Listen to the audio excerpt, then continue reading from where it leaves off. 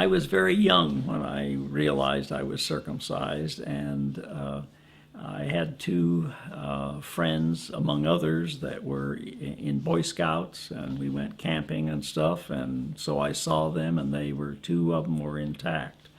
And I sort of became jealous or envious about the fact that they were intact.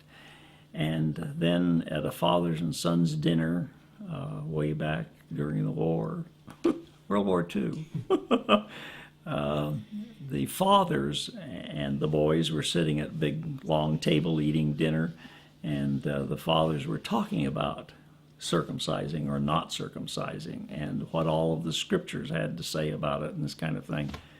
And that really, I guess, set in, and I realized what was going on or what had been done and why Monty and Don were intact.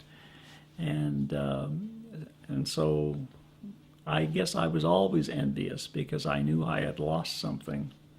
I'm the co-founder of NORM, which is the National Organization of Restoring Men, who provides services to help men restore their foreskins if they so desire. We've been doing it for about 20 years now. Frequently, I am the first person that men talk to, and one fellow phoned, can't remember where you called from, but we talked on several occasions. And he said, I'm very embarrassed. He said, you're the first person that I've ever talked to about my circumcision and what to do about it. He said, it's just very private, which it is. And all of our conversations and correspondence are all confidential, so there's no problem there. The men that write are getting younger and younger, and it's because of the availability of the internet to go to the site. So I think there has been a change in the dynamics of circumcision. Of course, we haven't stopped it yet, but when I got a response from a young man, 14-year-old from Utah, as a matter of fact, who in his comments said, my parents should have known better and not circumcised me. It's not their choice. And so that kind of thing is happening much more often because of the availability of the internet.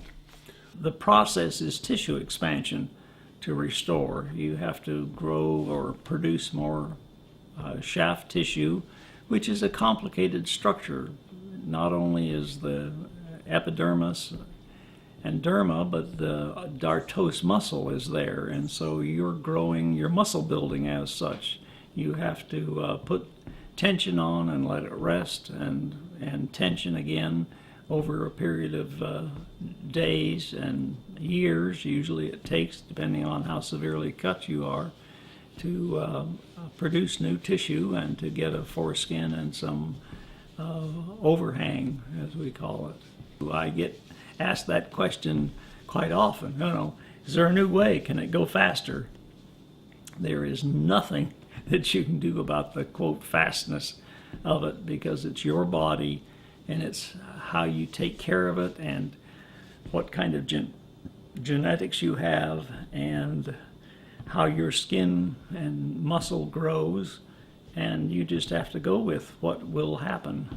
I am so adamant about protecting men and women, of course, but men against mutilation without their consent. I don't have any problem, although I don't like it, of a 18-year-old deciding to get circumcised. That's, his business. I would try and talk him out of it, because I've had correspondence with men who are 18 or older, 30, whatever, or 45, that have gotten circumcised, and then they have written me and said, I should never have done this. I have lost everything. I have absolutely no feeling anymore. Sex is blah. And so I think that everyone ought to have a choice, but they also have to be fully informed. And regretfully, and makes me very angry, that doctors know so little about the foreskin, they think that cutting it off is the most wonderful thing in the world, and that's just a bunch of bull. You just want to go and strangle them, I guess, so to speak. Is that they do a study and then they take only part of it and justify the self-fulfilling prophecy of this study, and then they have never been able to have someone else replicate it.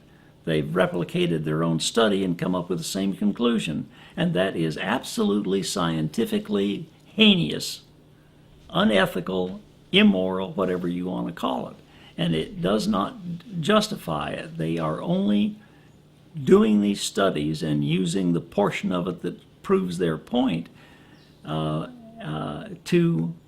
for their own greed or their own philosophy or whatever, to say, hey, see what I've done, aren't I good? And you have to cut everybody. To a young couple, I would say that they need to not consider their child a piece of property, a chattel. He has to have his own free agency, and he has to be able to make a decision on his own. And an intact penis is much easier to keep clean because you don't have to do anything. And a circumcised penis, you have to stop the bleeding, and you have to take care of it, and you have to fuss with it and whatever. And you have damaged him for life. And he will, as Dr. Rima LeBeau has said, holds the mother totally accountable for the hurt that he has felt. And that's not good. It affects breastfeeding and just the whole situation of bonding. My education keeps going on this subject and everything else. It is fascinating, and it's disturbing to see both sides and the rhetoric that they come up with to justify, circumcise everybody, when they really are just philosophically wanting to cut everybody. I mean, I don't accuse them to their face or to anyone else that they're pedophiles, but as far as I'm concerned, that's about where they're at. They just love to play with baby boys' penises, and that's just really a shame, because you ought to just let him be. He's entitled to his entire body, you know. He isn't entitled to have one that's butchered. Circumcision is aggravated assault. I mean, the babies